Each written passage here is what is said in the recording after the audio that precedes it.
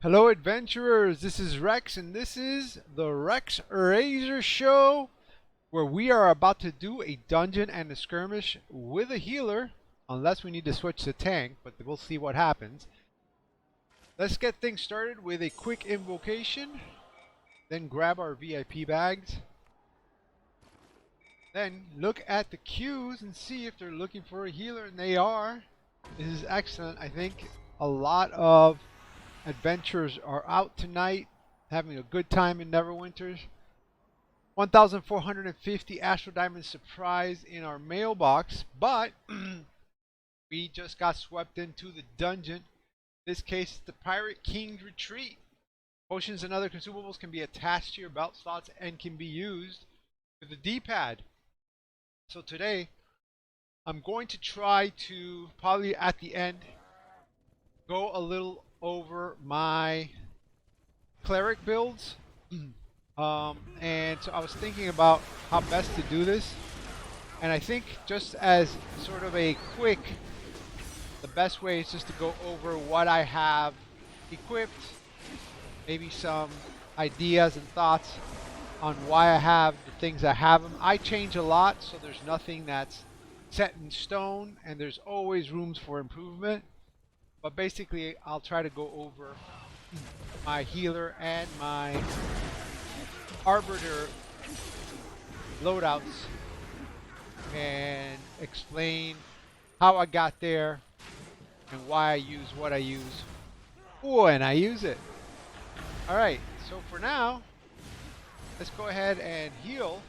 That's what we are here. We're a healer. And let's look at Meatball. Apparently somebody by the name of Meatball is our paladin and also our tank. There's Meatball. Let's mark him with special. There we go. That way we can heal him whenever he needs it. A special advanced heal. That's what that mark does. Top of his head, that looks like two yellow golden wings. Okay. What's next? Over this direction, we have some action. What are the adventurers doing? The paladin should be in there. In this case, a tank. We have a warlock and 2 rangers to boot. Alright, we have a lever to pull over here, and I will do the honors. That's what the honors.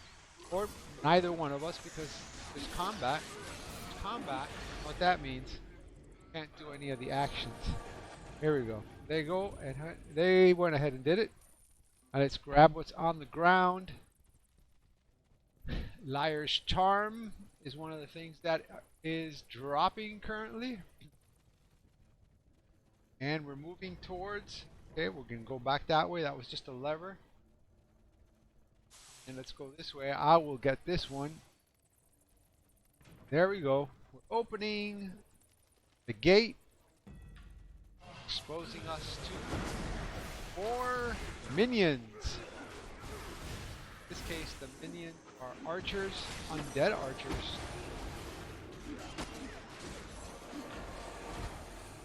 Let's go to the healing campfire. Healing campfire provides +1 to every one of our ability scores for 15 minutes. Anybody who knows Dungeons and Dragons knows you want to have as many points as you can your abilities. The Redolent Surgeon. This is who we're facing right now, adventurers. We have a group right here. We are all alone. None of our teammates have joined us yet. We're going to heal ourselves here. Calling Pegasus for the assist.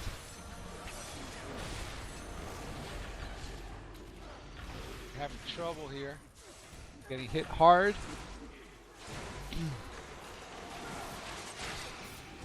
Alright, the Redolent Surgeon has taken no damage so far. Where is... Here, our team is here. It's finally taking some damage.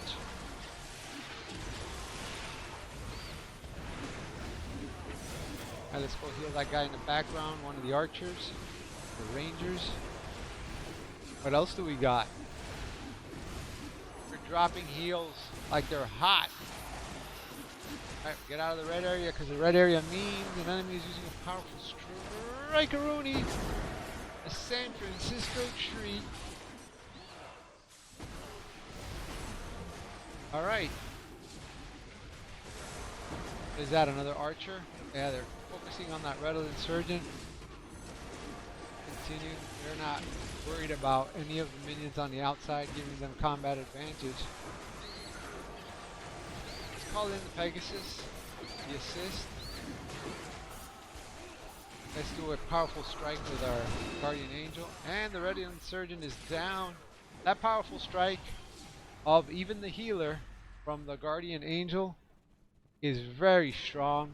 Like you saw there, it ended Redolent Insurgent in one shot. Of course, the whole team was firing at the same time. Let's go over the crickety bridges. Charge up our daily. 6 minutes for our Avernus Trinket. Talk about the Avernus Trinket.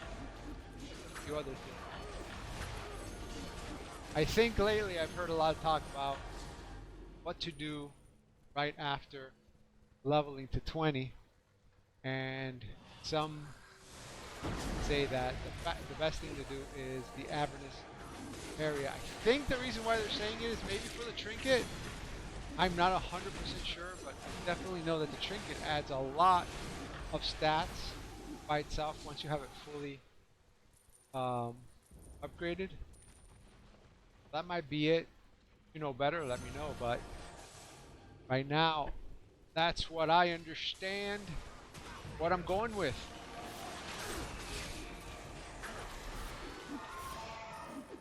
Alright, Scoop is doing a good job of getting through this dungeon with not too much trouble at all. Let's go over these crickety bridges. Charge up our daily for a little bit more. Alright, what do we have here? Cutthroats.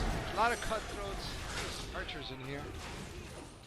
It does very much feel like a Pirate of the Caribbean situation. Undead pirate archer. There goes the paladin. Aim hard. Have another. And some more cutthroats. Got here. Paladin tank. Okay. Trouble. We got Pegasus coming out. Clear out that area. Shot. Pegasus clears it out. Got more minions. Go ahead and do it. Necessary, but I see some health. Might as well. Out.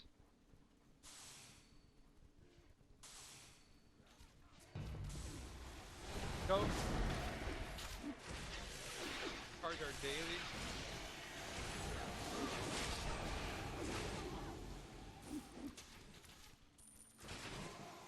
Alright, another area cleared. Follow Meatball. He is our tank. She is our tank.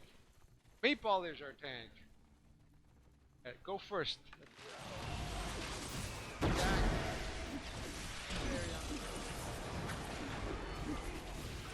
So,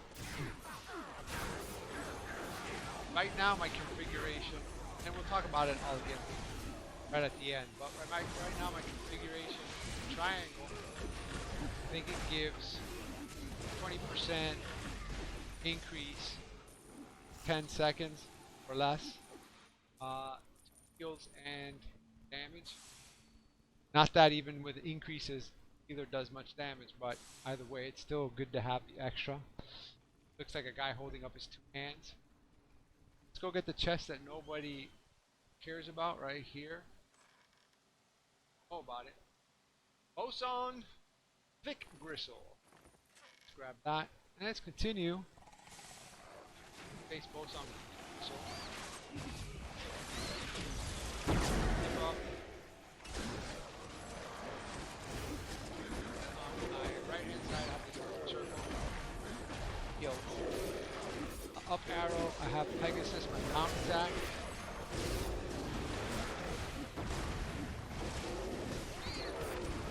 L2. Fireball. I at will. We have archers. The combat is good to do. I just did the triangle. Yes. And it lasts about 10 seconds. And then Hey, it's Rex Razor letting you know that your follow makes this PC gamer happy. L2, I think, is either not L2, it's where they debuff. That's character power.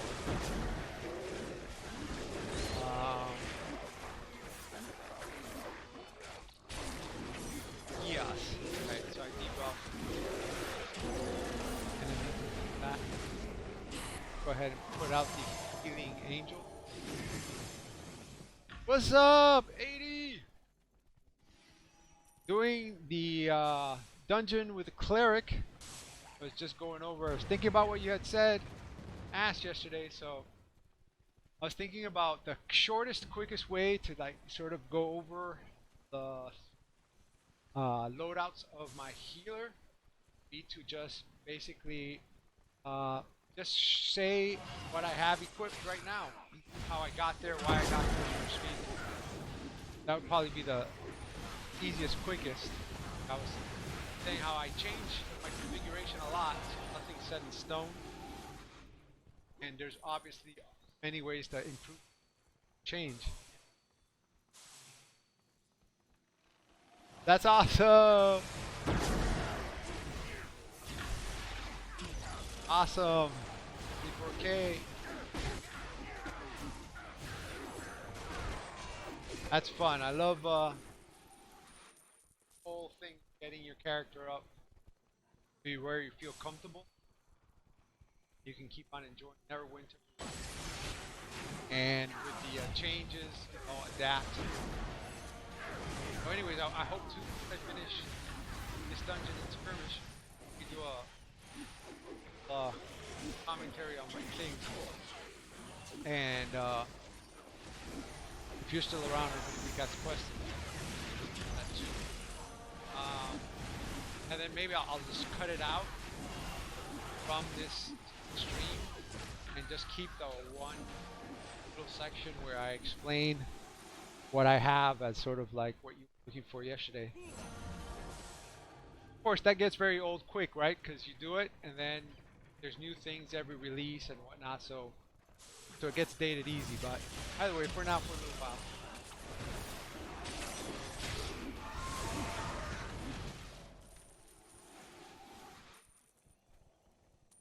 Got it. Which one? Which character is that one?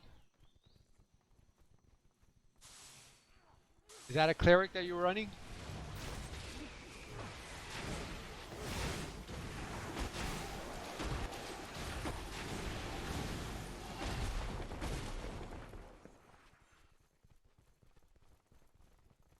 Right, the adventurers, the next group.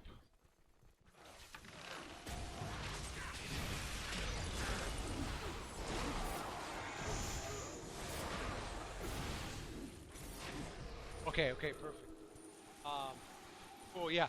I don't know if I would consider myself an authority. I mean, I know a lot about Neverwinter from playing a lot, and I also kind of play, very casually, even though, I've played endgame, I've played tons of different things throughout time, so maybe so. Why not? Who knows? That would be cool too.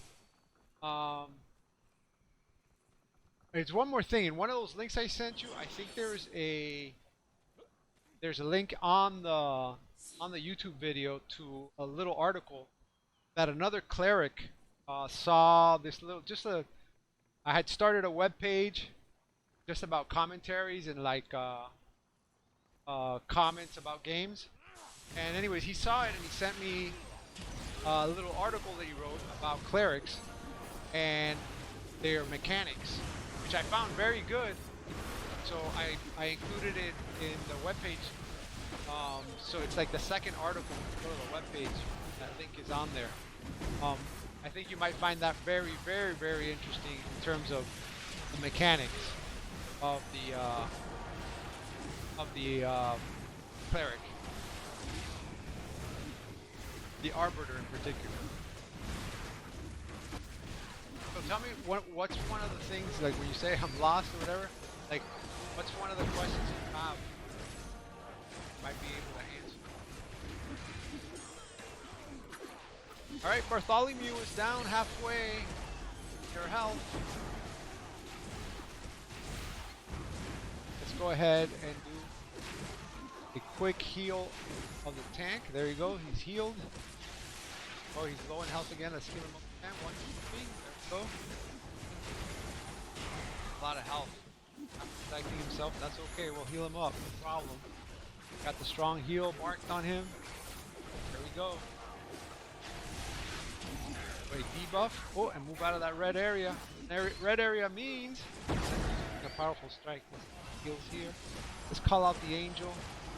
Everybody's needing heals a lot, frequently here. Woo! Everybody's getting injured. Let's see. Is anybody going down? Not that I see. Oh, and Bartholomew is down. Woo! We got a couple minions left, but that's okay. Woo! Yeah, we did it. Not bad. I knew this group was doing good.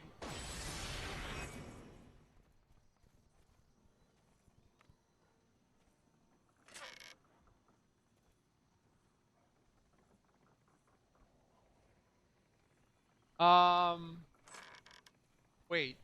You're saying you're getting kicked out of randoms? Let me go over that real quick. So, in the queues, you have, you know, 2 sets of randoms, right? You have these 2 lower ones, skirmish and the dungeons, and then you have these 2 that are the trials and the advanced dungeon, right?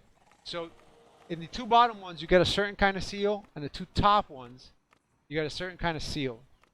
And if you see what I do, I tend to, I already have all the higher gear that you get with these seals, but I tend to run these 2 lower dungeons just because I don't necessarily want to get a headache. Yeah, trial queues. Yeah, okay. Okay, sorry about that. Let me know when you come back from ads. Okay, so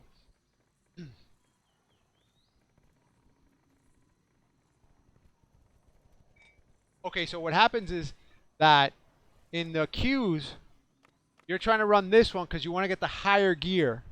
The gear that you get with these, right, which are, it's not that they're easier, they can fail just the same and all that kind of stuff, but likely you're not going to get kicked out because currently they're not as stressful as these 2, right?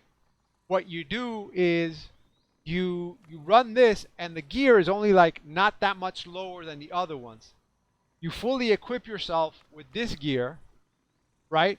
Then by the time you fully equip yourself with this gear, you can go into these other dungeons, and they're not going to kick you out anymore because you're going to be much more well equipped. But if you have really low gear, like none of these 4 levels, like none of the ones that you can buy with this, with these seals or with these seals, then of course you're going to be a little bit lower. The other thing to consider: are you going into the random trial as a healer or as a DPS?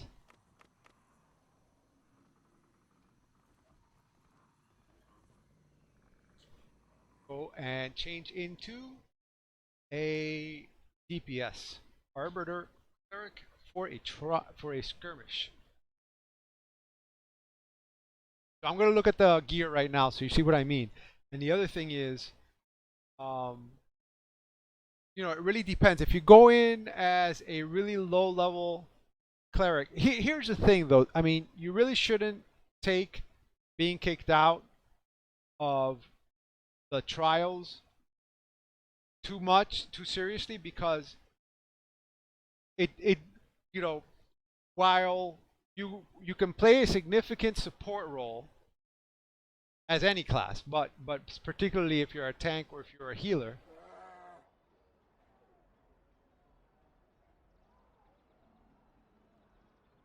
Okay, perfect. Okay, so I do the same thing, which is awesome. But just to give you an example, all that applies in the lower dungeons, which you'll get in and you won't get necessarily kicked out, right? And as I'm going to show you now, you can see that the gear is really not all that different. In fact, in my tunes, even though I have the higher gear, sometimes I choose the lower gear based on the stat. And it doesn't matter what the item level is, because the item levels are not that different. I'm going to go to the gear here real quick and kind of like just go over that. So some of the other things that could be influencing your item level that might help you not necessarily get kicked out just purely on item level would be, companions, mounts, and other things, and enchantments, of course. But we can look at that because there's tons of different things there. Okay, so this is the higher seal, right? And as you can see, they're 1700 level. But if you go for the lower seal, they're 1600. They're not that different. And if you look at my character, for example, like here I'm running 1800. Here I'm running 1700. Okay, so this is not a good, not a great example because currently on this character I'm not running. But if you see on my healer, I am running.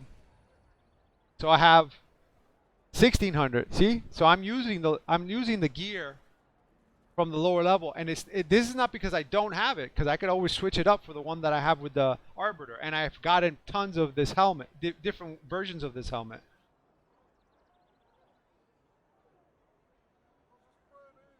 No, that's fine. Don't worry about the enchantments and stuff like that so much, because you obviously need refinement points as well, and all that kind of stuff.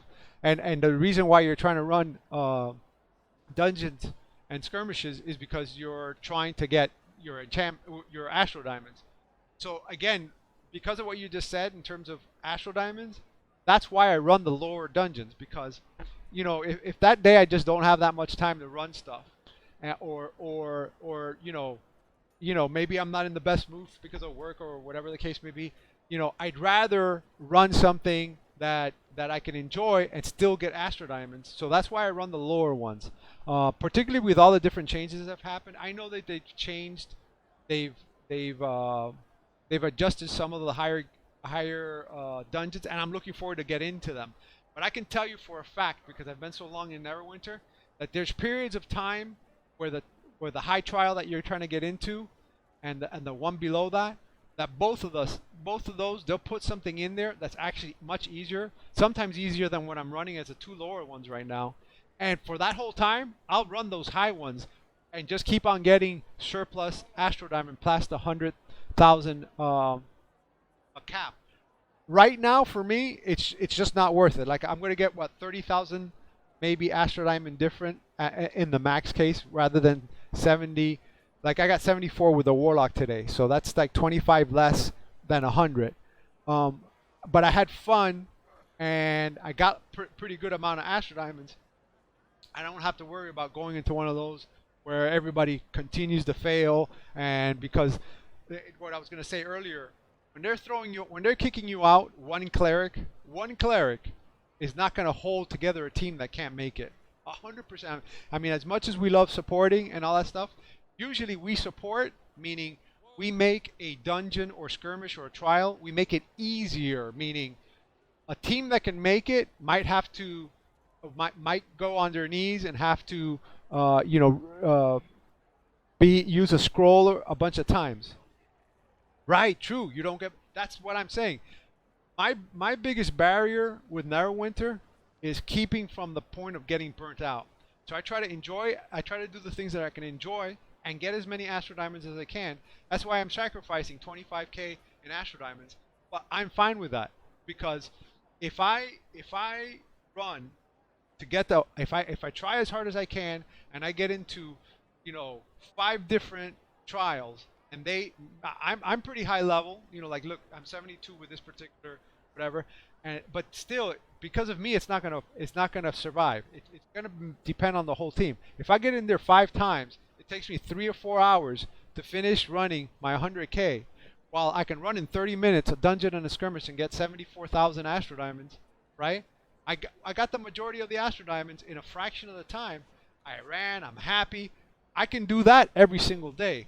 Where if I run for 3 hours, tomorrow I might not want to play. I don't want to get that headache again. So I now, yeah, I got 100,000 Astro Diamond one day, but since I skipped another day, now that's really an average of 50,000 Astro Diamond, which is lower than my 74,000 Astro Diamond that I got from running the low ones. And I got two. I did. Not only did I get 74,000 the one day, which is higher than the 50,000, I also did it 2 days in a row. So now I have 150,000 Astro Diamonds, while with the other one I got an average of 50,000 Astro Diamonds. So you know, that's the. I mean, I'm just saying it because you're at a point where what I hear, not that you're saying that, but I'm saying you're a little frustrated with getting into a thing and getting kicked out. That doesn't feel good to nobody, right? And your real goal, based on what you just wrote up here, is that you're broke on Astro Diamonds. I'm broke all the time on Astro. I mean, you may not look at you say, hey, right now you have a certain million. It's because one thing that I buy could be a certain amount of millions of Astro Diamonds that go right back to zero, right? So that's part of what the game is. So I try to enjoy it, and I'm just rambling on. But to try to enjoy it, what I do is I just go ahead and get what I can for the day, and enjoy it. And many times what happens to me is that if that day I finished 2 characters in an hour, sometimes even slightly less than an hour, and I feel like playing some more, then I'll go level up a character. Maybe I'll try a trial, knowing that the trial may win, may not. If I win it, I'll get plus 100,000. You know, I'll get more Astro Diamonds that I can refine that day. Or if I don't, it doesn't matter. I already got all the Astro Diamonds I needed for that day anyways, right? So it just gives me a completely different disposition, and what's most important is that it gives me more average Astro Diamonds per day because I'm able to play more days. I don't get, like as you said, burned out. So anyway, that's just my thought on that. There's also the fact that besides the little difference here in equipment, meaning these are 1600 and these are 1700. Awesome. And then the other thing is that there's a lot of things that you can get from the where is it? Trade house. There's a lot of things you can get from the trade house. For example, if right now I say I want to look at equipment, and I say, let's say just the head, like same thing I was looking at a second ago, and don't put this. Let me see. Choose class. Say Cleric, and I search, and let's say I go to buyout.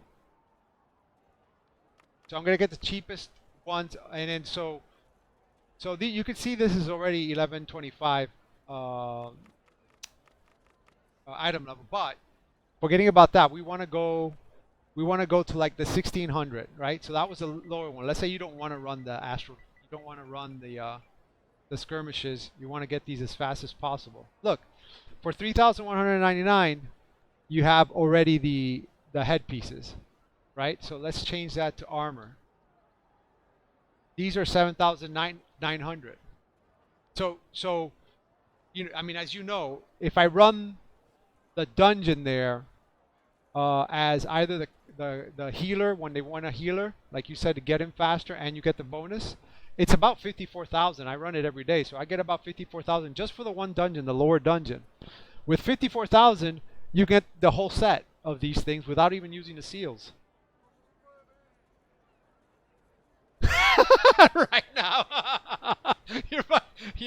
You're buying it right now. Yeah. You see what I mean? So you can kind of get the whole set. And in fact, I can change this instead of 1600. Let's put 1700 because you might be interested in the little bit higher one just because. So, okay, so that's a little bit higher. But either way, if you just run that lower dungeon that I run, you're going to get 54 just for one dungeon one day. I run the dungeon and the skirmish, so I generally get about 70 to 80,000 Astro Diamonds. Got it. Okay. Good. Okay, I'm going to check my mail. Let's see what mail I can get. Here, I was going to go to the lady. that the seal trader here. Not the seal trader. What am I doing? I'm looking for the mailbox. Is what I'm looking for. VIP benefits. Let's go to. There we go. I think there's something in my mailbox. I brought out the wrong thing again. VIP.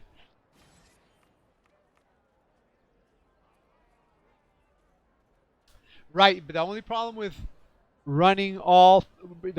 repeating is that you don't get the full amount. Like there's a drastic drop. You know, you'll still get the bonus, but then the whole dungeon, instead of being like whatever it is, 40 something, it'll be like, you know, 6,000. You know, something very small. I mean, I'm not discouraging you. I'm just saying that the real bang for the buck is that first initial dungeon and skirmish that you run of each of the 4. So you could run all 4, but if you repeat one of them, they're going to get a lot less for that one. Yeah, it's true, but it is also every little time of yours, right? So you want to maximize. But you're right. You're absolutely right. Let's see. I was getting my mailbox, right? Yes. See what's in the mailbox. 1,450 Astro Diamond, little surprise there. Perfect. Okay, then what else? I wanted to go change into Arbiter. And then I wanted to see if they have a skirmish. Hey, look, I finished a campaign milestone down here. Yes, we did. Let's grab the 25 mount upgrade tokens. Excellent. And so this Roth Valley, these things, they just happen naturally as you run a dungeon and a skirmish or a trial. That's yeah. So I'm going to go to a queue and see skirmish. Let's go for that. So the other thing I'm doing, I'm not doing it with this character because I finished all the campaigns with this character. Well, it's Dragon Slayer is the only one that I haven't done because it's still ongoing. But I finished everything with this one, and so I can't. But a lot of these, like the Chasm, let's say, if you go down here, which I haven't finished with the Warlock, this one was 70,000 Astro Diamonds. So a lot of these campaigns give a lot of Astro Diamonds. I was turned on to that the other day. See down here, this one gives 100,000 Astro Diamonds for finishing the Whispering Caverns. So while I hadn't completed a lot of those with the Warlock, I'm not doing them. And in fact, I have now the Fighter, and I have the Barbarian that I'm working on. I'm going to do them all because I mean it's a kind of an easy way to, number one, get Astro Diamonds, but number two, you also get boons with that. So that's one of the things I'm pretty proud with the Cleric, is that I have all my boons, which is awesome.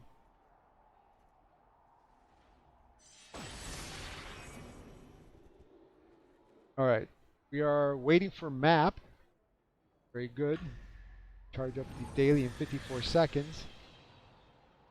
And we're being swept into the skirmish. Let's see what we get. My bet is Mad Wizard Lair. That's what it's going to be. Let's see. Am I right? No, it's a Dread Legion. Actually, even quicker than a Mad Wizard's Lair. When you're defeated, you may gain an injury. Injury kits will patch you up and can be purchased at most consumable vendors. You heard it here first if you hadn't heard it before. Zulkir Zaj Amog. One of the hardest names to say. Here we go. Charge up the daily in 30 seconds. Charge up our Ravenous Trinket before we get in there. Protector's Enclave is a section of Neverwinter rebuilt by Lord Dogart Neverwinter in an effort to restore the city to its former glory. Right now it's trick-or-treat field. Alright, see what we got. Oh, I'm using the Ice Sprite.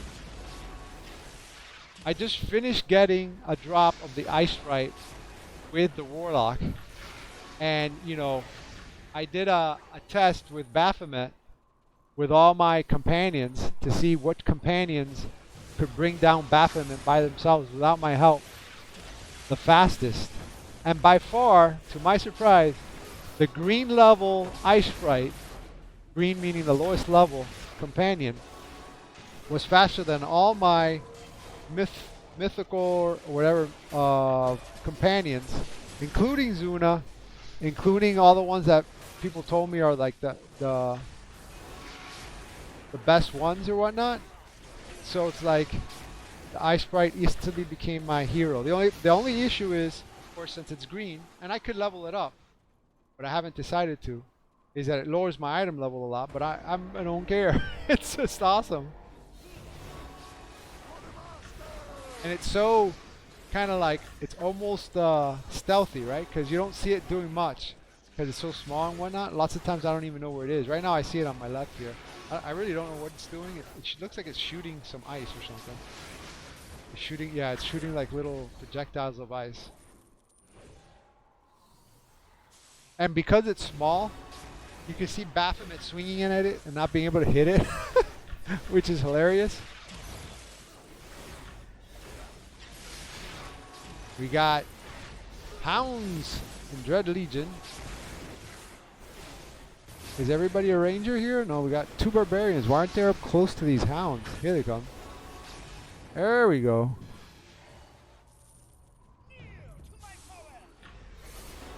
What is it that we got? We have a Rimfire, is that what it's called? Golem?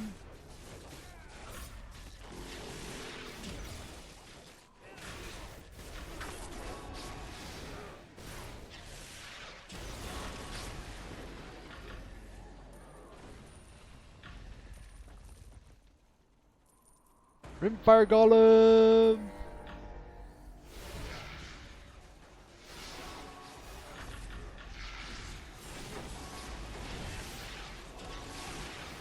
Another thing is, if you're not in a guild, or you know, you're running alts or whatever the case, maybe you're already in a guild with one character, but maybe your alts are not in a guild for whatever reason, you can join mine and take advantage of the boons and a little bit more item level that you can get until you decide to go somewhere else, or whatever the case may be. No pressure with doing anything. You don't need to do anything. You just use it for what's convenient for your character. And I would say that because I think one of the times that having a guild is useful is actually when no guild wants you, when you're brand new, because you're able to add the item level and buffs that you get with the guild. I kill you, I say. Zalgur! Zaj Amog is here! Alright, here we go. We're gonna hit with a Guardian Angel there. There we go. Oh, move out of that red area. Red area means enemy's using a powerful strike. Let's charge up the daily. Let's call in Pegasus for the assist. There you go. Daja Mog is almost down. And he's down. Alright, let's thank the group for their valiant effort. Alright. Let's grab what's in the chest. 2,441. I'm not going to use a reroll token because it's just not worth it here. You don't get that much more, even if you get a little bit more. Alright, so let's see what the tally is for today. I know I did a lot of talking in the middle of that, but we quickly did a dungeon and a skirmish, and let's see where we are. We're actually very low. The Warlock beat us by a lot. We're under my 70,000 Astro Diamond sweet spot.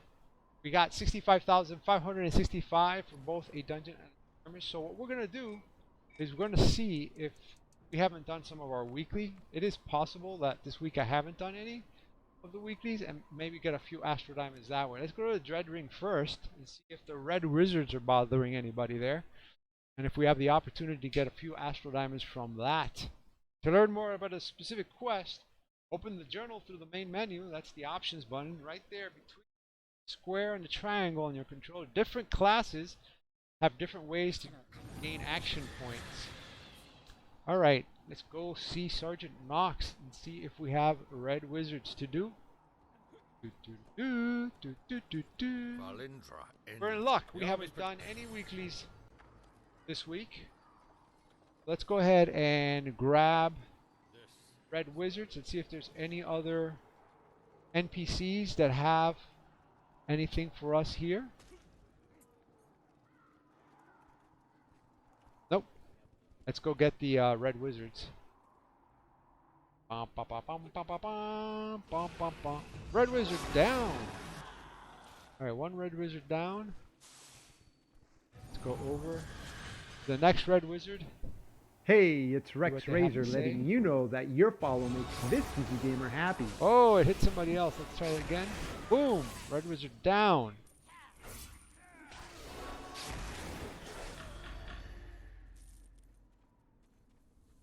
You got 35,000 with just the head and piece. Nice. Nice. Awesome. Alright, did I finish the Red Wizards? What happened there? I think I finished it. Yeah. Just in case, let's get one more Red Wizard, because I'm not 100% sure that we did. Yeah, oh, now we completed it. Okay, the Red Wizards. Oh, we must have completed a legacy or something like that.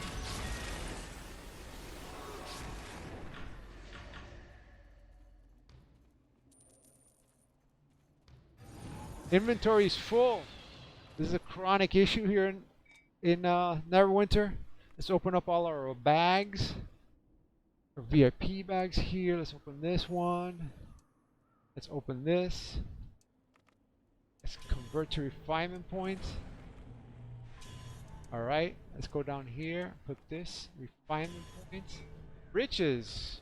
Alright, here we go. Let's grab this on the ground and let's see what else we have to do in this area. Let's go get some more Astro Diamonds. We're gonna get more Astro Diamonds than the Warlock got because we are going to do 15,000 Astro Diamonds worth of weeklies. This one's gonna net us about 4,770 something, 78 maybe. Let's turn this in. Finished. Gentle Repose with Celeste. You know, Celeste is our favorite NPC. And there's a reason for that. It happened to be right here. My guild. Because we are the agents of Celeste. Yeah, that's why Celeste is our favorite NPC.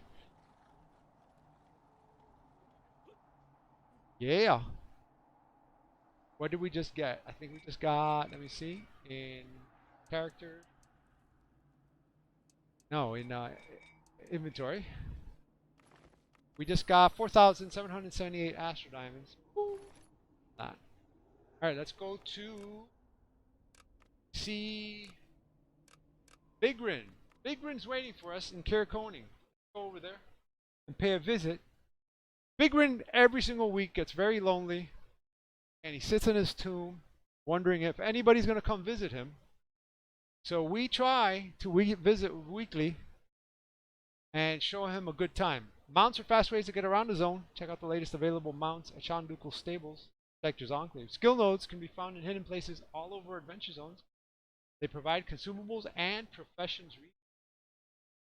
Okay, let's see what's next. Here in Kirikoning, we gotta go talk to the lady. We call her the lady. She's got a name, Ariel, something like that. She's not the one from under the sea. Something like that. Let's see what her name is. Her name is Anara, the Cruelian, or the Cerulean, right? So she's going to give us. Okay, we're going to sign up. You got to sign up first, and then we select the quest, Bigrin's Tune. And you know, the thing with Bigrin's Tune, grab this in. We're not going to do anything with it, but we're going to grab it anyways. Bigrin's Tomb, one of the things I like about it, unlike where we were just at with the Dread Wizard, in the Dread Ring with the Red Wizards, that was kind of an open area. I like that Bigrin's Tomb is an actual dungeon that you get into. Icewind Pass is where we're going, because that's where Bigrin's Tomb is. Though the spell plague has ended, its effects still linger across Faerûn. Active pocket persist. The graveyard of Neverdeath holds centuries of Neverwinter's dead, and the clerics of Kellenbor try desperately to keep them at rest. Alright, here we go. Oh, look at that.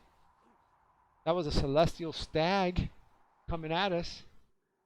We have 2 berserkers? That's 2 berserker giant guys. Oh, and we have an opportunity to do a quick invocation, which we'll do right here. Corrupted undead. Then we'll get back on our mount. In this case, it's under our mount.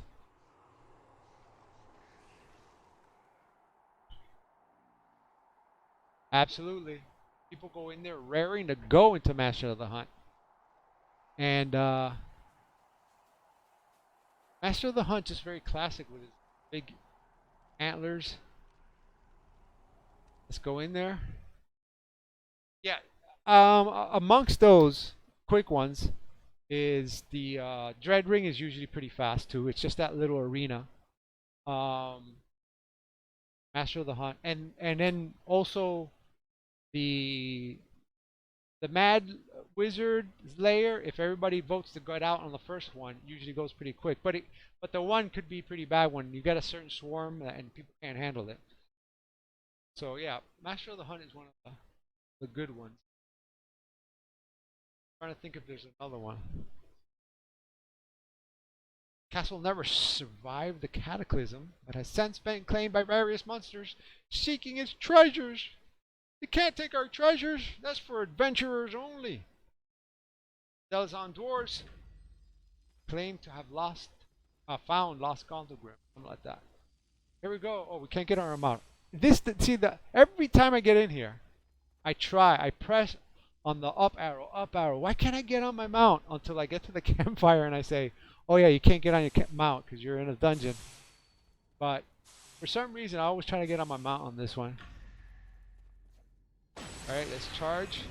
Charge up our Avernus Trinket. Ooh! And we're just having fun with this one. Normally we don't even face these guys. Yeah. Alright, so there's more here. These are Grave Hounds. Is that what they're calling them? Grave Hounds? That's a funny too. Battle White. Yeah, it's called the Grave Hound. And there's my awesome Ice Sprite. Just love my Ice Sprite there. Deathlock White. I've had that Ice Sprite like forever and a day and never used it because I'm like, Ice Sprite? What kind of weird companion is that? I never equipped it, never did anything with. But when I did the test, I said, let me just go through all the companions that I have. And then all of a sudden, it turns out to be the champion of them all. Alright, we got the white real quick here. Let's call him Pegasus for the assist. Because Pegasus clears out everything. Look at that. Look at all the crits that happened when Pegasus came in the room. Alright, let's grab all this. And continue. We're not going to...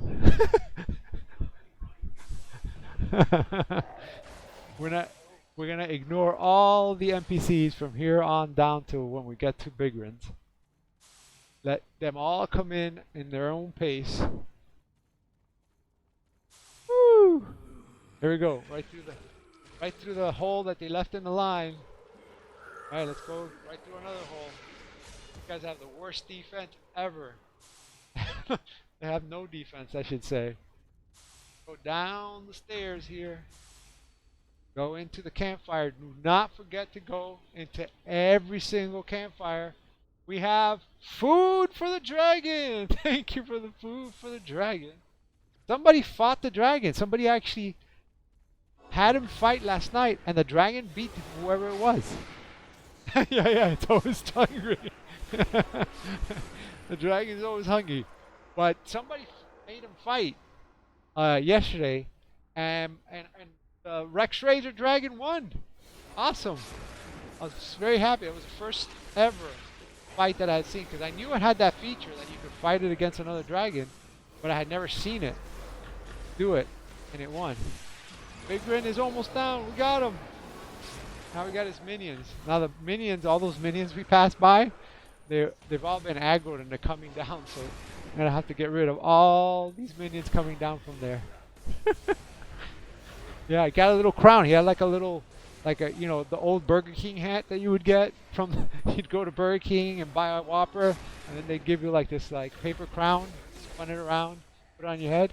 Oh yeah, the little dragon wore one of those because he beat the other dragon. So yeah, and I think it's, I thought it was appropriate because it's, you know, Neverwinter's is a dragon thing, you know. The biggest challenge we have is dragons. Alright, let's see. Is there any more minions coming? Yeah, more minions.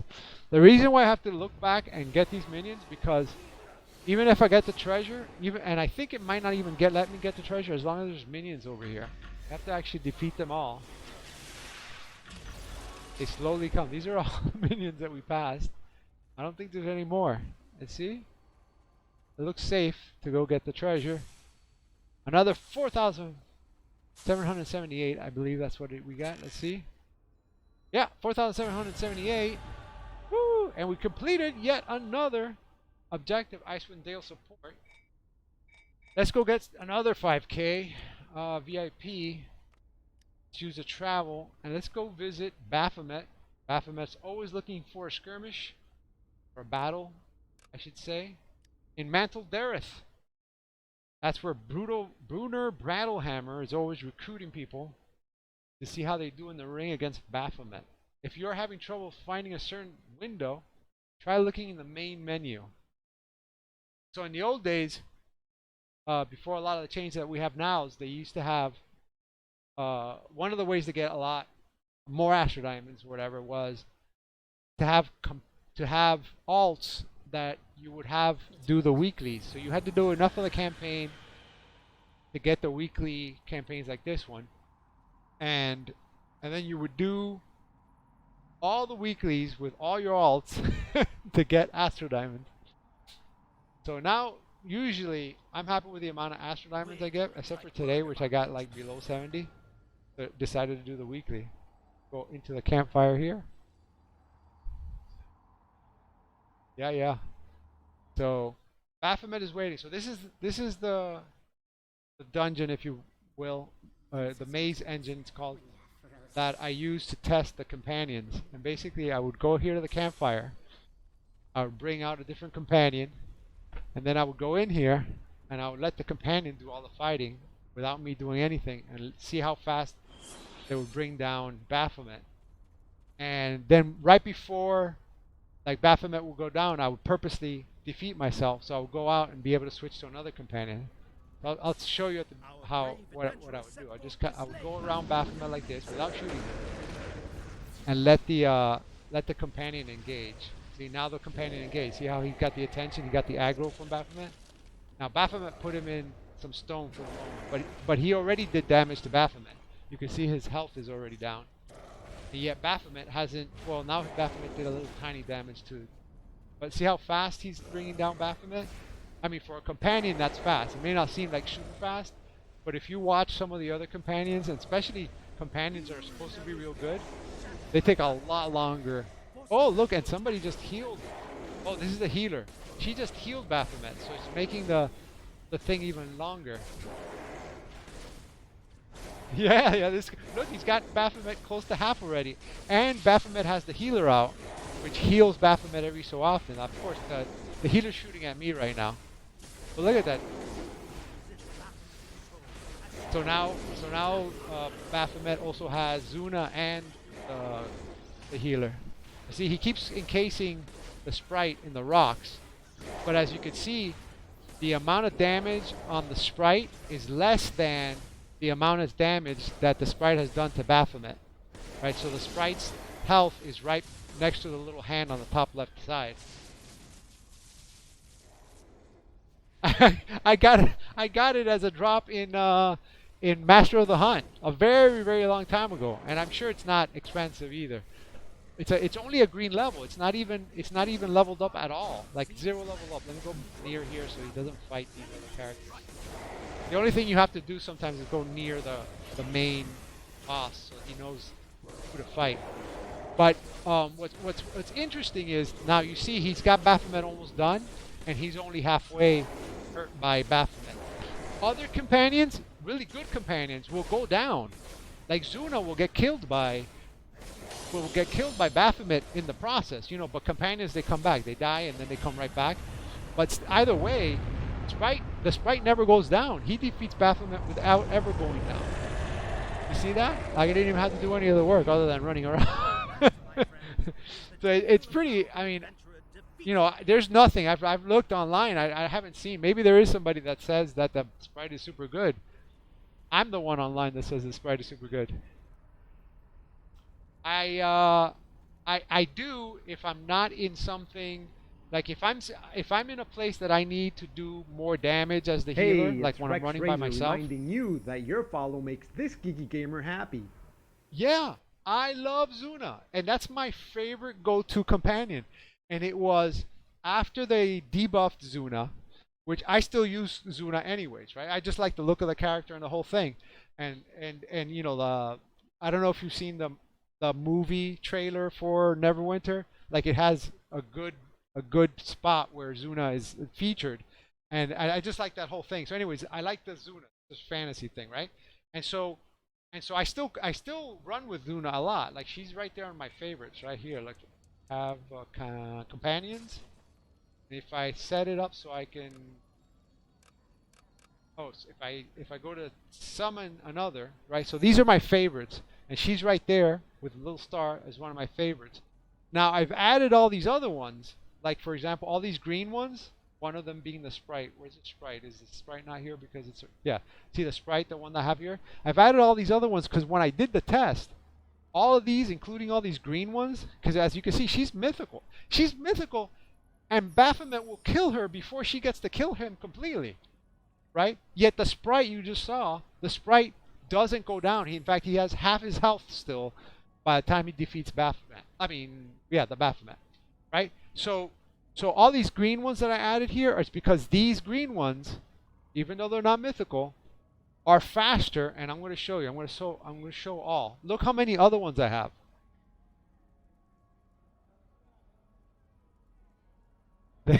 the Air Archon in the trailer instead. What, do they have a different Archon? I'm not sure.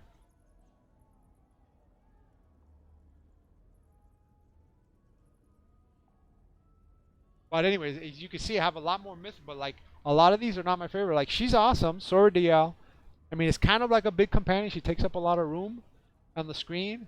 This one, I used to run with this Raptor a long time back when the Jungles of Cholts or whatever it is.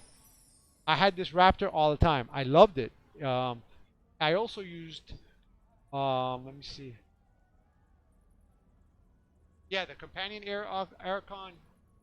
Do I have it here? Let me see if I have it. I think I did. This is the fire one. Can't remember which the Air Archon. Is it? Yeah, the Air. So look, well, so they're also one of the ones that weren't as good. At least in the test, it wasn't. Only these ones that have the little star turned out to be really fast ones. And of course, I have some of these, like my Cub. This is my real go-to. Like, for the healer, the Cub is really the best one. So part of the reason why, so you asked if I run the Ice Sprite as a healer. I only run the Ice Sprite as a healer when I'm in an area that for whatever reason I'm still choosing to be a healer, and I'd rather do more damage. That's the only time. But if I need to be doing heals and they need to be the best heals, I run with the Bear Cub, because that's the one that gives me the most ability to heal, and also you know, the augments. You know, the companion's an augment. This is an augment. The augments never go down, so they don't fight. They don't do any damage, but they also never go down. So what happens is, like, if I was in a battle and the Ice Sprite goes down, whatever boons he's giving me, whatever extra stats he's giving me, all of a sudden I don't get it for the amount of time that he's down. So in a good firefight with a companion that's going down half the time, you don't have as much stats as you could have if you have a fighter companion, right? But if you have if you have an augment companion, the augment companion never goes down. That's really, really, really important for tanks. So when a tank goes up against, tanks have to take the heat, right? So they go right into the middle of battle. If they lose a ton of stats because their companion goes down, right? That's no good for them. So particular out of all the roles, if you're a tank, you want to have an augment companion. So in a similar way, I don't want to lose my ability to heal. Or I want to, sometimes I feel like I can't heal anything. But either way, to lower the amount of to increase the amount of heals, I keep an augment companion when I run as a healer. That would be the real answer. It's usually a cub that I run, but any companion is fine. Any augment companion is fine because it keeps your stats. But yeah, if I run in something like I'm running solo, and let's say I'm in a stronghold and I'm doing like spiders and all those kind of heroics, and I decide to be a healer, I run with a sprite. Yeah. I know the bear cubs, right? Yeah. They're awesome. Let me go grab my Astro Diamonds before I forget I'm getting Astro Diamonds here. I'm having too much fun talking to you. Ballad of Baphomet complete. Give me 4,778 Astro Diamonds. Alright, so I should now be over 80,000. Over 70,000 for the day in my inventory. Let's go check what the tally is. 10,326 more Astro Diamonds added on. Oh, we made it to 80,669. I'm happy about that. Alright. So now we beat, because we did these extra dungeons, we did these extra weeklies, we ended up beating the, hey, Tony Sprinkles, waves back at you. Because we did that, we beat the Warlock, because the Warlock only got 74,000 some hundred, Astro Diamonds.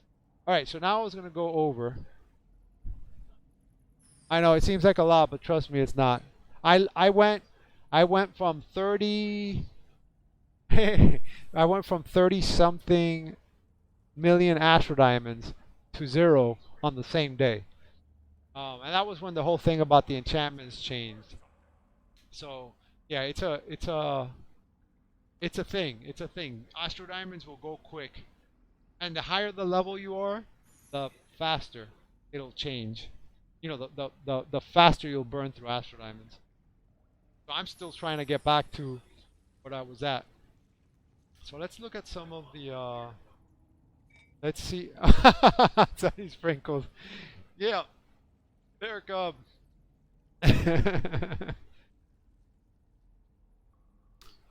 So I think I amassed like 30 million more or less when I was doing Avernus.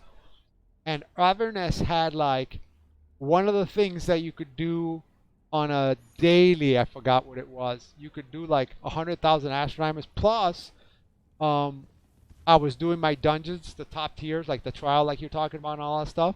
So I was like netting like I was getting my 100 for the day and I was getting almost like 150 more. Like that was so there was a whole time that I could have done I could have done no dungeons at all, and I still had to go into the game and refine 100k because I had so much surplus. Yeah. Well, not just hunts. Yeah, the thing was that when I did the Avernus, the hunts were really exaggerated hard. But and I'm saying it wrong. So the thing right after Avernus, which is where the angels are, I forgot what that's called, but it's still part of the whole Avernus thing. In there, there's in the tower where the angels are, there was like some quests that you would do, and I would do them daily, and I would get a ton. Like they changed it after the whole Avernus thing was done. They changed the amount of Astro Diamonds that you can get from it, so they lowered that a lot. But while it was running, it was just like mad amount of Astro Diamonds. So for me, like again, everybody could be doing whatever they were doing and frustrating themselves. I was going for the lowest hanger's fruit where I could get the most. Citadel. Yeah, Citadel, exactly. The Citadel area. Wow. That and that's not just happened there. That's happened when they release certain new content mods, whatnot, they'll put that in there like incentive for people to play those mods, those new ones. And you know, it's those times that I just look at things, and when I hear that there's like some low hanging fruit, high astral diamond thing, I'll participate in that, as long as it's not a frustrating thing. Like the hunts, I ended up doing the hunts, and I ended up doing the harder hunts too. But when the hunts were when the hunts were hot, like meaning people were trying to do them, but they were constantly failing the hunts. I'm like, I went in a couple times and I said, that's it. I'm not going to keep frustrating myself. Oh, I did a little bit. I've done a little bit. A little bit of trick-or-treating. Not a lot. But like whenever I get into Protector's Enclave, if I see somebody that I can trick-or-treat, I'll trick-or-treat them. But I'm not really focusing it on this year so far. Actually, you know what? That's a good point. Let me go over there, turn in some of my Protector's Enclave.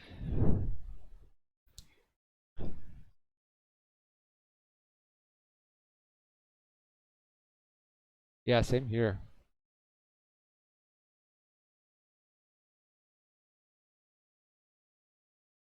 When Mount Hannu erupted, it destroyed most of Neverwinter. Deep within Northern Underdark is a place called the Whispering Caverns. Some say it holds the passage to Gauntlgrim.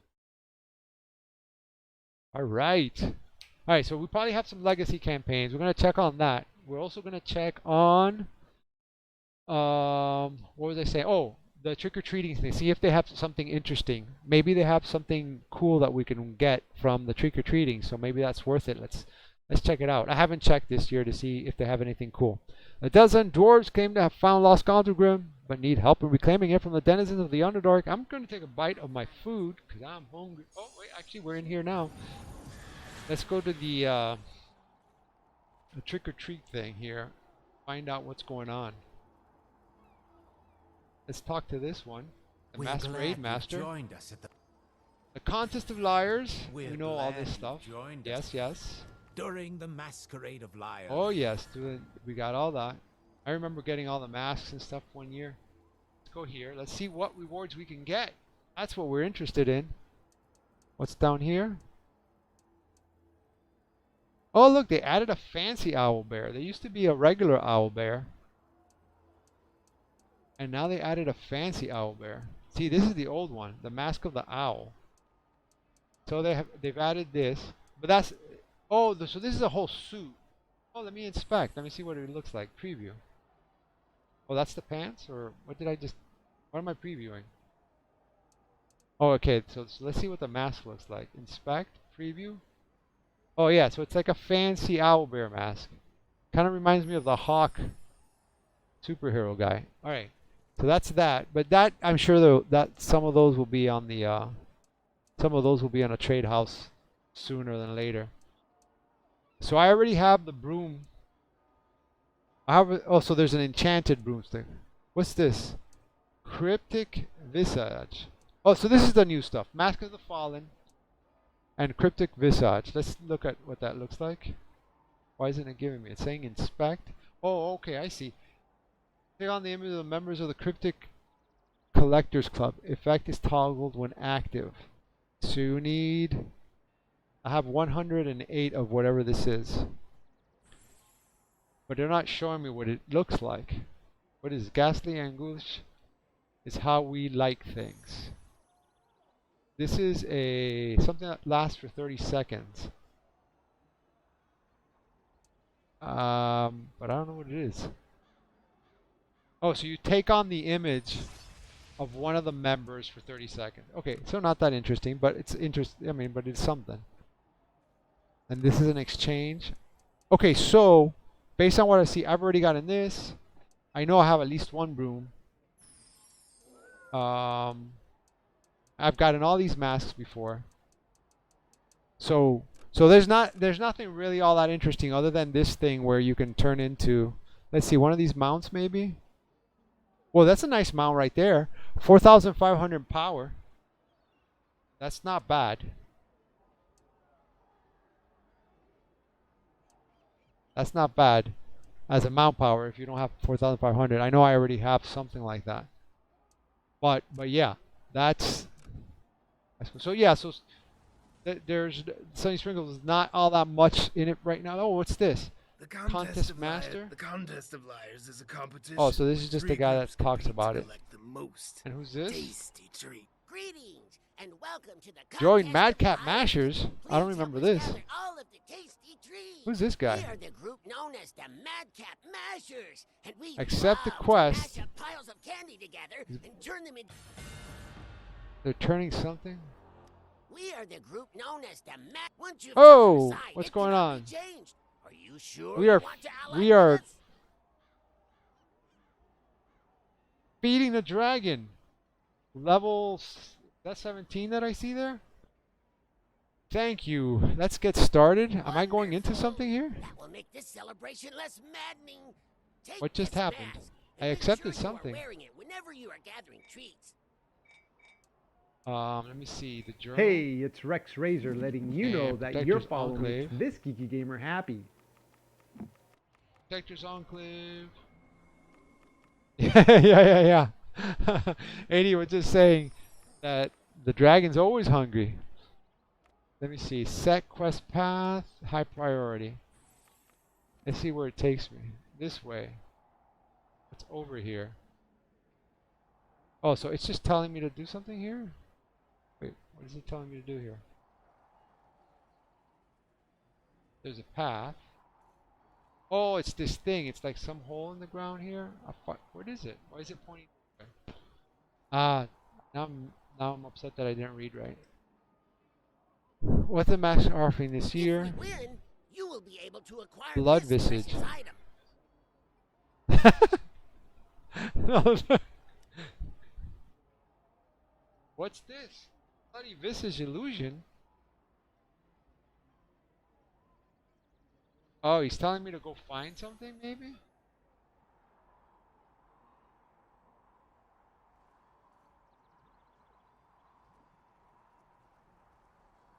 Alright, let's go over the character a little bit. Alright, so for the Cleric character sheet. Alright, so the equipment that I have as the Arbiter, this stuff I got from Dragonbone Vale. So essentially it's the exact same thing as the 1700 level that you get from the Seals Trader. But when you finish a certain task, and it's over on the right hand side when you first get in by Zuna, it looks like you're gonna get a new headpiece, but instead what it does is upgrades your 1700 level headpiece into an 1800. Same thing with this equipment. You got that, and this I haven't upgraded because something else caught my attention, I guess, at that point. And see here, for again, like I have rings, I have a lot of rings that are 1400, and there's higher ones that I can buy off the thing, but I use this one because I want the stats. Okay, so let's go over this. So I got this in Dragonbone Vale. This is just from the Higher Seals Trader. Again, Dragonbone Vale. I'm using the mastered feathered. Well, how do you even say that? Totlanextili, whatever that is. The mastered feathered equipment, and the reason why I'm using this is because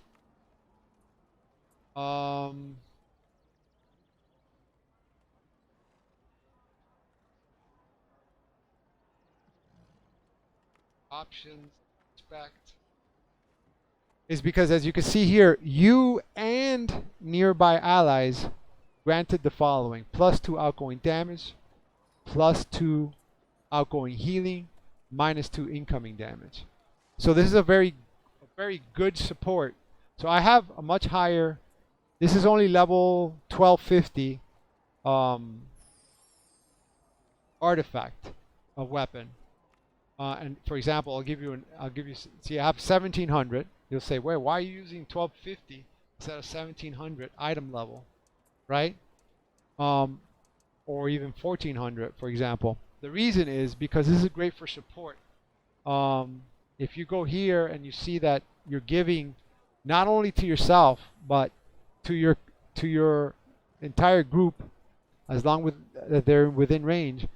+2 outgoing damage, +2 outgoing healing, and -2 incoming damage. Then you can't go wrong because you're increasing the power of all your DPSers by giving them that extra damage. And I think I have this also set up as the healer. Yeah, see, I have it as the healer.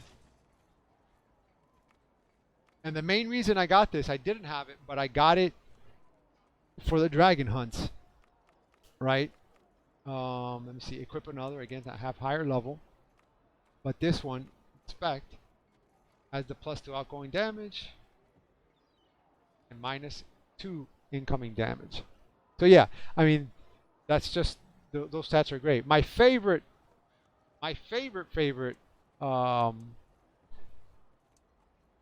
weapons is the Mirage ones, right? So you can see they're 800, but the reason why I love that is because 3 other versions of yourself, like doppelgangers, show up, and like when I'm running as an arbiter, all of a sudden there's 3 other guys shooting at the same time, so it really works good. Okay, well there you go. I mean, I would imagine it's great for anybody, right? Because I mean, just the fact that you're not increasing your own stats, you're increasing your whole team stats. The Mirage ones, let me see what they are in the store if you get them like that. Equipment, right? I go to Mirage.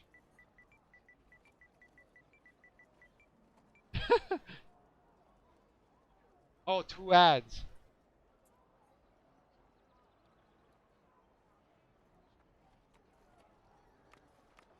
See where the Mirage weapon is. So we want Cleric, right?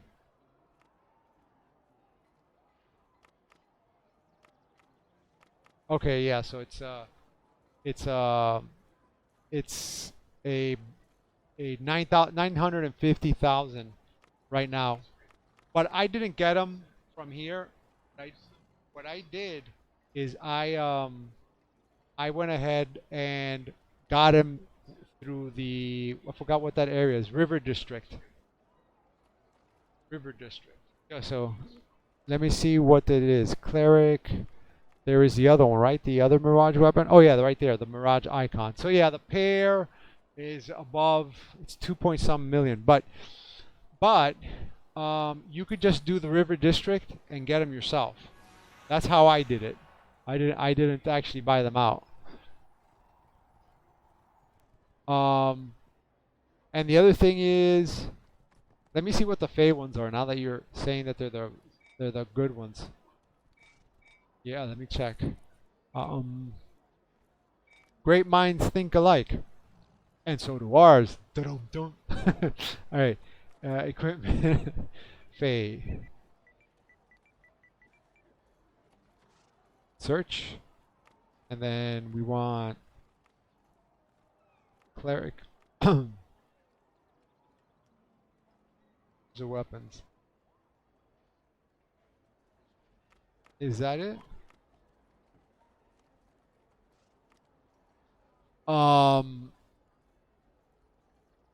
Honestly, it was back when River. Hey, Shadowhunter! Thank you for the sub! Oh, wait, hold on. Sunny Sprinkles! Thank you for the sub! What just happened there? You gifted a sub. Sunny Sprinkles. Awesome! Oh, Sunny Sprinkles, are you trying to gift a sub to 80? Is that what's going on? I'm not exactly sure. I think that's what's happening. I'm not sure if that happens just like that. I think it but thank you for doing so. The Fae. Let me see what I have here first of all. Yeah, I'm not sure exactly what happened. Let's see. Oh, it's called Mass. So why'd you did you so hey, Shadowhunter stole the tier 1 sub, I think. Didn't mean to.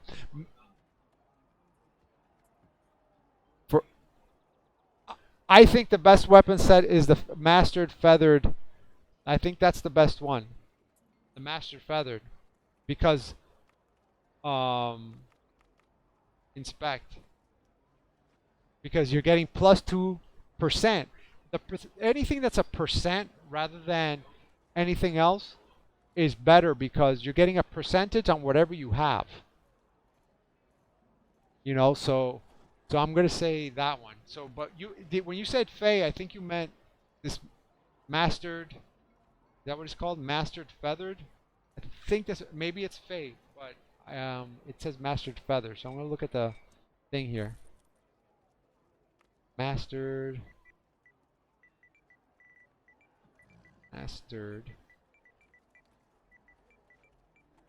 And then go to Cleric, right? Where's Cleric? Cleric! Let's see what we got.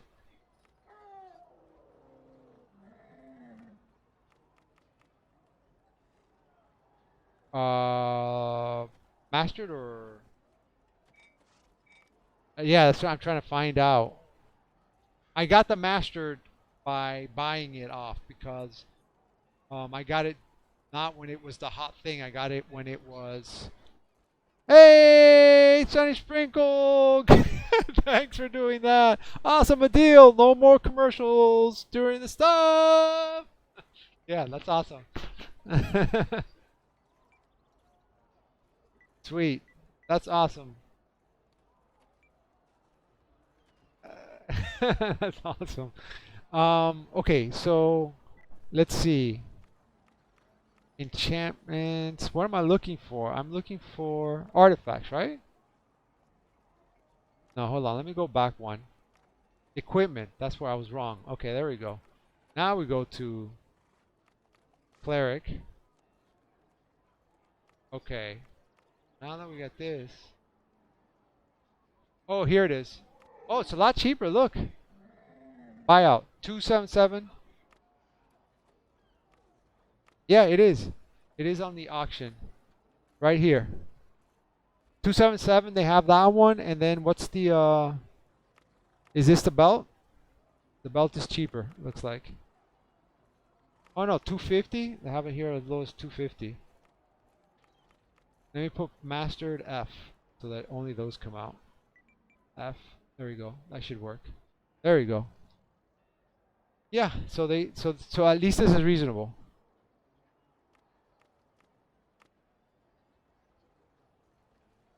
Maxed. Let me see if they have it maxed. So they have two different versions, just in case. They have this one, right? But if you inspect it, you see that even this version gives the bonuses. So it's something that's fine, right? Wait, let me make sure that I read that right. Set masterwork 3, weapon set 2, master feather +1, master. Why does it say +1 like that? Is this a +1? This is not a +1. But does this still get the bonus? That's my question right there. I mean, it shows like it gets the bonus. But I don't know if you need to have the +1 on it. Now I'm confused on that, but +1 I think would be this one here. More expensive, but let's see what... looks like it says the same thing. It says masterwork B weapon set. Master. Yeah, I mean, I don't wanna say that it's the case because, but I find it a little weird that this one lists, but on top of the listing it does say the +1. Now I'm not clear. I think I have the +1s. Let me see. Item. Where is this thing? Oh no. Character. Yeah, I do have the +1. See this one? Yeah. Right. So I thought that the only difference with the +1 and the plus were the item level, slightly different item level. But maybe I'm wrong about that. Let's see. Check again. Yeah, 600, and then this one is the other one. Go. Master F. Want to have just.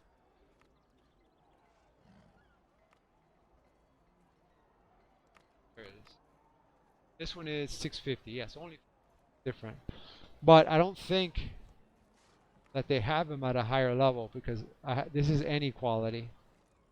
Any quality, and they don't show them as any higher level. You have to level them up yourself. What do I have them at? I have orange. Can I increase this anymore? No, right? There's no more increase to this. Target inspect.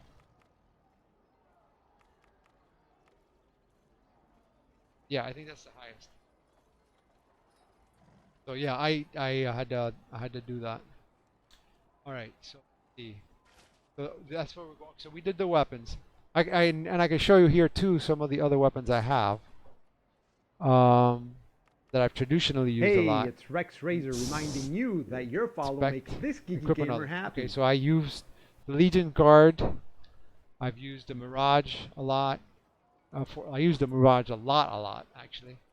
I usually will run the Mirage nowadays.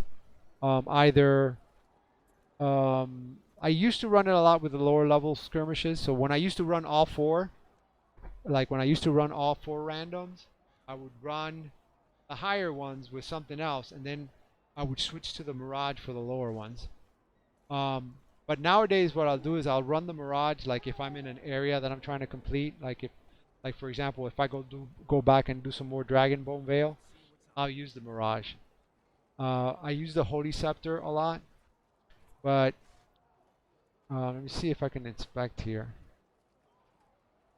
See the bonuses here are just nowhere near the other one. The bonuses here is obviously that you get the Mirage Mirage effect for 10 seconds. So then you have those guys firing away for 10 seconds. The Mirage doesn't help you really as a heal. Well, they shoot. They don't do any kind of healing. See here. This one was one of my favorites because look, it gave nearby allies, including yourself, plus 1,000 power, plus 1,000 combat advantage, plus 1,000 defense, and plus 1,000 critical avoidance. This is the Legion Guards blasting hook, is what they call it. That's more or less the same level as what I have right now, what I have equipped. Now, of course, I was running these because when I got to Dragonbone Veil and I got enough of the currency, I automatically got these just because, hey, you know, they're the highest item level, and I ran these for a long time. And so you get, what do you get here?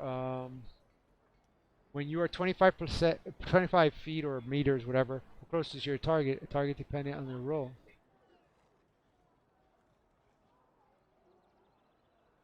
Yeah, the thing is, I got the Mirage set when River District was brand new, and from what I remember it pretty long. But the issue is, and the reason why I say I ran it when it was new is because it was on par with the hardest content that there was at the time, right? So it took me a lot longer because I'm running always like a little bit below, or a little bit or a lot of it, but I mean I'm high in item level or close to, you know, top tier, but I'm never really like super tier or whatever because I don't go through that level of headache because Neverwinter always changes. Let's say for right now, if I try to get everything OP or whatever, let's say I get the best of everything, right? A new mod comes out and all of a sudden I'm back to square one. So I'd rather just stay right below, have a good time about it. I'm still capable and whatever. Usually if you just know how to play your character, you're better than a lot of other people that just don't know how to play their character. So anyways, it took me a long time then. Now if you go back, like you're going back as a new level character with newer equipment, it's probably going to be a lot faster. From what I remember, you have to do a lot of what they have. They have these mines or something that you go underground, and you have to run a lot of those to get the stuff. But it's not hard. Right now it's not hard, and I'm sure you could run a lot faster than I did. But unfortunately, the way I remember it, it was a very long haul for me. But I don't think it will be that long anymore. Dragon. All right, so we went through equipment, and as I said before, so right now we're looking at the healer. I choose, like for example, right now I have this head because the 1600 level, he wants tacos. The 1600 level has outgoing healing, so I'd rather have that than a higher item level, right? Where the other one doesn't have it.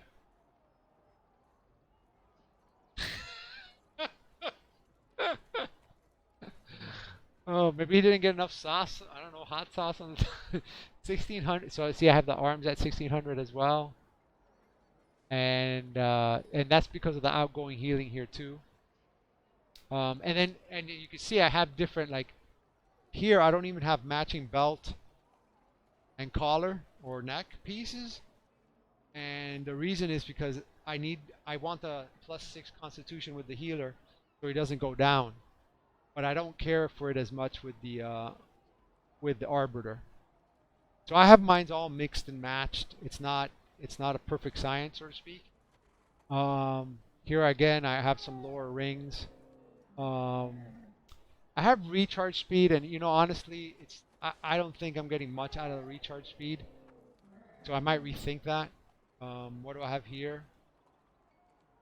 Again, with recharge speed, I don't think it's doing much. A lot of the stuff that you do as a healer doesn't depend on recharge speed, but I do use the Gias. So let's look at that. The powers, right? So I'll just tell you what I go through. I tend to do the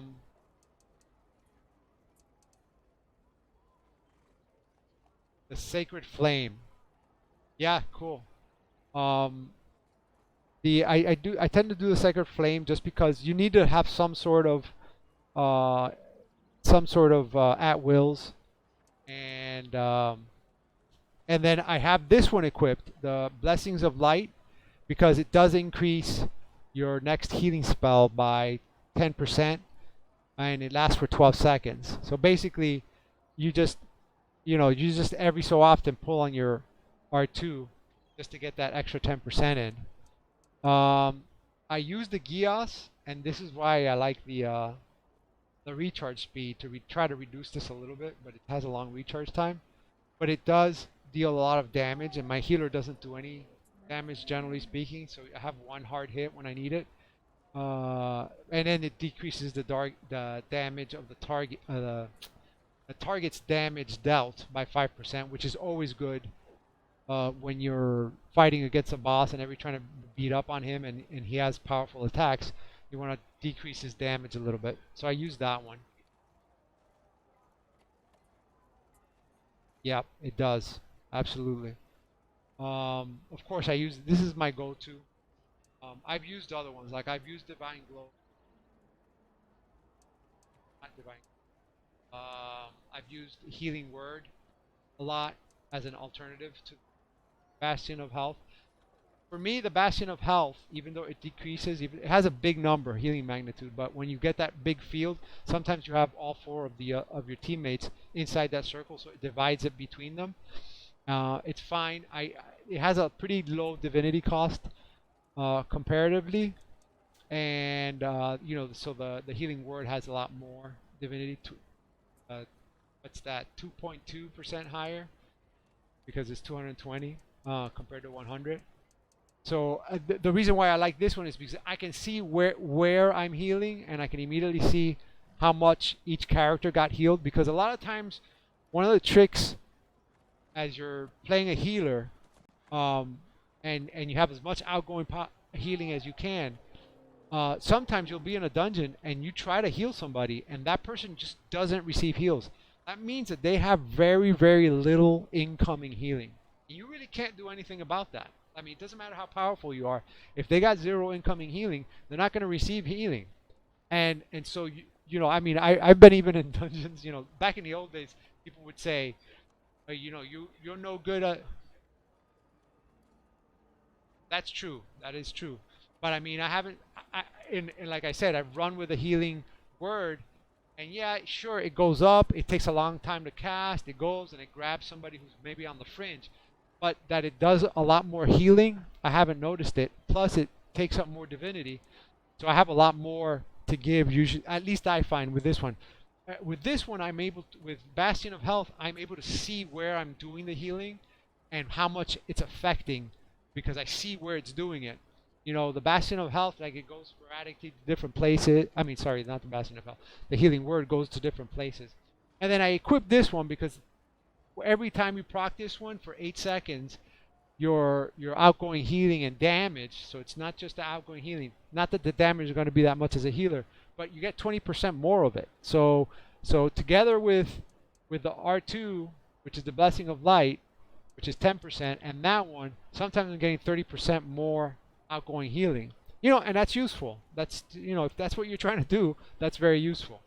Of course, this thing down here, the Mark of Divinity, so you quickly tap on your R1. I'm not sure if you're familiar. If you are, that's fine. But you quickly tap R1 and you put those wings on somebody's head. I usually put it on a tank because they're in there close, and if the tank starts going down, it's bad news for the whole team. So when you want to heal them, what you do is you hold down the R1. Once they're tagged already, you hold down the R1 and it builds up. And sometimes you can take a tank from almost death to completely healed. If you hold it down for its fullness, it does a really, really powerful heal. That is above and beyond the most powerful heal you can do, but it's only for one person. Okay, perfect. That's perfect there.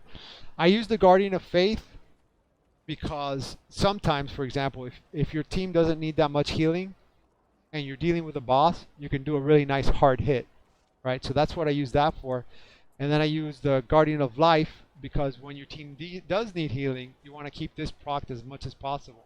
I've gotten it to the point where I can actually proc it twice. I can proc this one before the other one goes away. So I proc it, the angel's there, and so that's another thing to talk about. I use the Sigil of Cleric. I've used that from the beginning, and you know, you need to be able to increase your what's this stuff called that you get in the middle? Your action points, right? And so I'm constantly, I'm even saying it. I purposely say it, not so much to say it and teach, even though that's a good thing too, but because by saying it, I'm reminding myself that I need to proc it as soon as the 60 seconds goes up, you know? So I'm constantly pulling that, and because I do that, I'm able to put the angel out, you know, 2 at a time sometimes. You know, like before the one has gone, I'm already charged and I pull it out and I got 2 angels going. I don't know if that does any good because I don't know if it like stacks, but it just, for me, I feel like I accomplished, like, wow, I was able to do a continuous roll of that healing. So, you know, I've tried these, like, you know, when you're a brand new cleric, you try this thing, the sunburst. You know, and then people get mad at you because you pushed everybody away. You know, all the barbarians and anybody who plays up close, they're like, don't do that because you're pushing everybody away. so that doesn't seem to work out too good. This one, I have rarely used it, but it became very extremely useful in the dragon hunts, because when you're in a dragon hunt, you know, the dragon will target different players, and for me, sometimes the only way to survive was to get the threat off of me. You know, so this is great if you're anywhere where you need to, where you know that you're going to be overwhelmed, or something that's stronger than you is going to attack you, and you don't have that much, you know, hit points or whatever to be able to take the ride. So you hit this once, and you're able to run away because it makes you sort of invisible to them, and you run away. So that's why I've used this, and I find it to work like amazingly when you need it. But of course, I don't use it all the time because that's not something I really need all the time. I used to use Daunting Light. There was a period of time I used to use Daunting Light a lot. Nowadays, I just find it so hard to aim. I miss half the time, you know, and it frustrates me to like be using a power that had to charge or that had to get enough divinity for, and then I completely wasted it because it just was done. You know, like I tried to do it on an enemy, the enemy moved, and it did nothing. Wonderful. So for me, even though I know that you could get a lot out of this, it's just not worth it. You know, if you do, however, go into an area knowing that you have a boss that's going to be in one spot a long time, you could use it.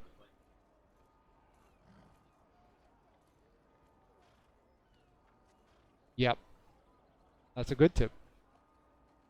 Yep. So so then over here, I've changed these a lot, but whenever your divinity is full, your outgoing healing is increased by 25. I do that because I have the divinity at full lot, because uh, I have this, and I have um, what is that really makes it go? This increases damage dealt by 10. Yeah, depending on your divinity. Increase divinity regeneration rate every 3 seconds. The effect rate. So I have that for divinity. Counter power, which consists of divinity, now grant you 3 stacks of empowered soothe. I forgot what it is that I have that increases my divinity so much. Because Hey, it's I'll Rex be in, Razor I'll be letting if you I'm know if that I'm your doing follow makes my this PC rotation gamer correctly, happy. I'm able to fill my the little bubbles that then go to your divinity like almost instantly. Maybe that's with the arbiter. A quick invocation. Let me check the arbiter. Eternal ice is the future of all things. Powers. That's the angelic. No, not this. Yeah, this is good. Divine glow. So this one, I just have it, but I don't even use divine glow. Piercing javelin, not that. Critical strike, you 10 divinity. Your damage dealt by 15. So it's not this. It's got to be in the healer. Let's see what I'm thinking. Powers. Might be this. Whenever divinity is below half of your maximum increase, outgoing healing by 20%. That's useful, but it's like a 50% time. That increases my... Not this.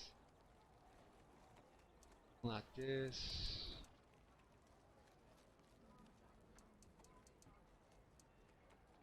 Something else that I removed.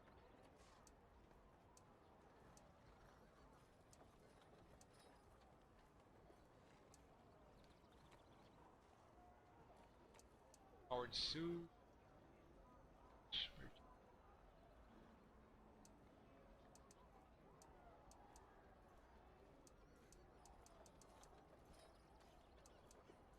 Not this. This is just automatic stuff, right?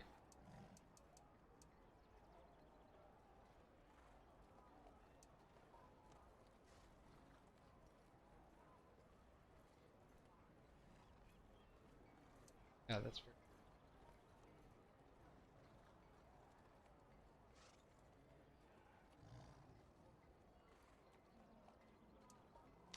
Can't remember. If it is, outgoing healing between 5. Below half your maximum divinity. Outgoing healing.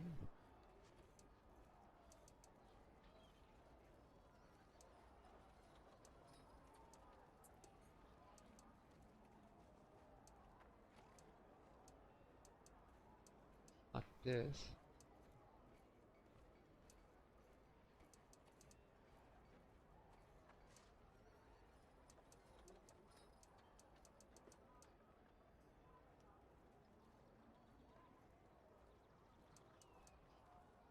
Try a dummy. I gotta figure out. Actually, I think it's with the arbiter. Everything turns cold. I don't know.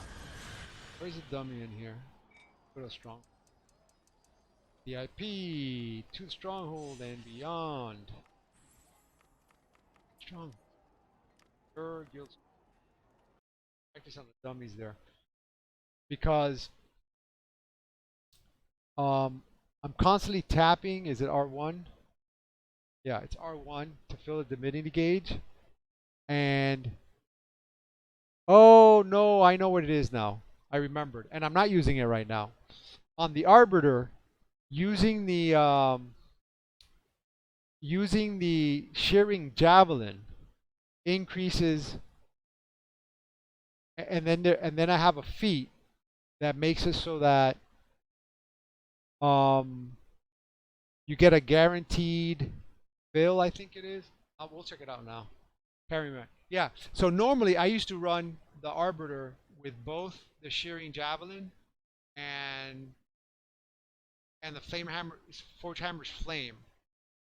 Right now I'm not using the shearing javelin, and it's because I have the breaking the spirit and the other thing that debuffs on both sides, and just the flame, Forge Hammer's flame. Because what I found was that even though I love both the shearing javelin and the Forge Hammer's flame, using them both, you end up using up your divinity too fast because both of them are divinity based. So that's why I have a bit of recharge speed increase on the side. Put stuff here. Builder. Good day, adventurer. And from Master of the Oh, what was the... did these two. Okay. Up from Oh, hi, adventure. Cleric always wants us to do his work. Alright, so here I can check it out with the dummies. Oh, yeah, attacked the dummy. Alright, so going back to the character sheet. The powers. The powers, if I use shearing javelin, here it is.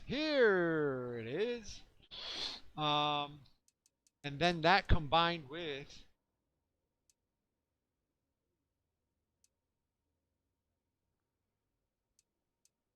which one is it? Maybe this. Oh no! So here it goes.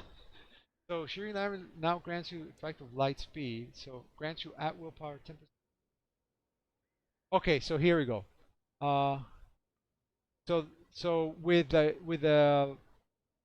your at wills, your piercing javelin, which grants you the next searing javelin will critically strike. So okay, so this is critical strike. This is very good, which I'm not using right now.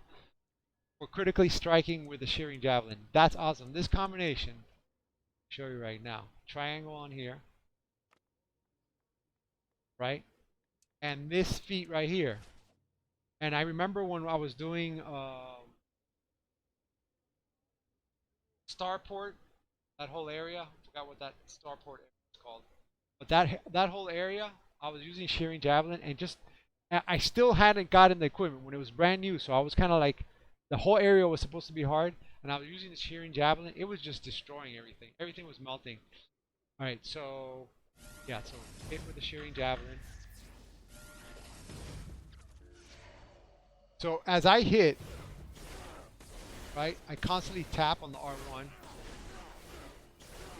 And if you see that link on one of those two links that I sent, on the YouTube video, there's a link to that one article by that guy that I put up on the website.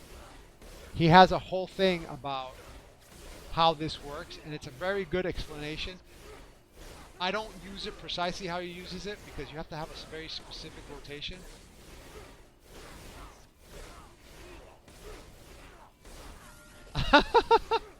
That's funny. Okay, so yeah, so when you hit shearing javelin and you have that feat, powers, so it grants your at-will powers a 10% chance to grant the effect of piercing javelin, which grants your next searing javelin to critically strike. So if you see how fast you're at will, 1, 2, 3, 4, 5, 6, 7, 8, 9, 10. In worst case scenario, your next shearing javelin there is going to critically strike. See, it did. But look, it was almost 200,000 plus a bunch of more. So it was over 200,000 worth of critically strike shearing javelin. So every 10 hits with your at wills, you're guaranteed a critical strike with your shearing javelin. That's aside from any amount of critical strike that you have. Like, it's going to critical strike no matter what, even if you have critical strike. So that's pretty awesome. So of course I got a ton of critical strike too. On my stats. I try to run with critical. Yeah, see, my 69 is my total item light. So the way this thing works is that it's actually not that high right now. I don't know why. Oh, it's probably because of my companion. Let's get away from this and change up into my cub, which is my standard characters. Companion, bear cub.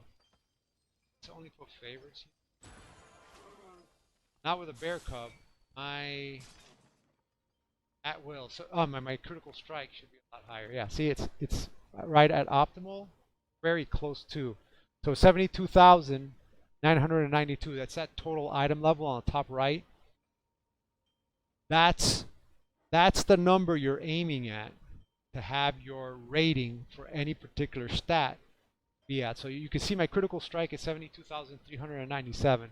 It's not considered optimal because it's not exactly 72,962, but it's pretty close. That 54% there next to it, it doesn't mean that you're not. The reality is that I'm like 99% close to getting to that. So my power is a little bit away from it. Usually I'm closer. Let me see what my what equipment I have here. That's my enchantment. Get changed around my enchantment. That. This one has critical severity. Severity. Maybe it's that. Maybe I changed the power. Not exactly sure. I don't have anything giving me critical strike here, and that's because I had enough critical strike. I didn't care. Sure, maybe it's my equipment. It doesn't matter. It doesn't have to be perfectly. Just because it lights up showing you that you're at optimal doesn't mean, because as soon as you get on optimal, like if this number of critical strike actually hits 72,962 perfectly, it's fine. The minute it goes a point over, that point is wasted because it goes nowhere. You can't get more optimal than your total item level, right? That's what you're aiming at. So for me, I don't know. I find it hard. I've only seen. I inspected a lot of players in my time. The best I ever see is like 1 or 2 stats optimal. The best player I've ever seen, it was a rogue that's actually on my friend list and whatnot, and we played together one of the hunts, and they had like most of their stats optimal. And I congratulated him right there on the spot. I remember I was streaming that day, and I said, "Wow, it's like that's amazing that you have everything so optimal." And they said, "Thank you, and everything," because they said it's really, really hard work figuring it out. And they say the higher the thing they told me was the higher item level you go, the harder it gets to balance your stats. So I balance according to one stat. Yeah. So I only, like, for me, generally speaking, for the DPSers, I only really care about critical strike and critical severity. Try to have those pretty high, pretty close to the 72 number. Everything else, you're not supposed to be a super deflector or super tough in the field. You want to have your power as high as possible. So that really is more important as a healer. See how I have my healer. Healer's probably all messed up, but so let's see. I guess I got not terrible power here. Again, my critical strike. Your critical strike is kind of like the same for healing as it is for DPSing, because you want to critical strike your heals. And again, critical severity you want to high, but it's so hard to balance this. I'm telling you. You change one thing to another, and all of a sudden everything goes whack. So I just try to, look for what I think is important. I think critical strike is kind of like the most important in any of my characters, because both of them are depending on critical strike and severity, and everything else I'm not concerned.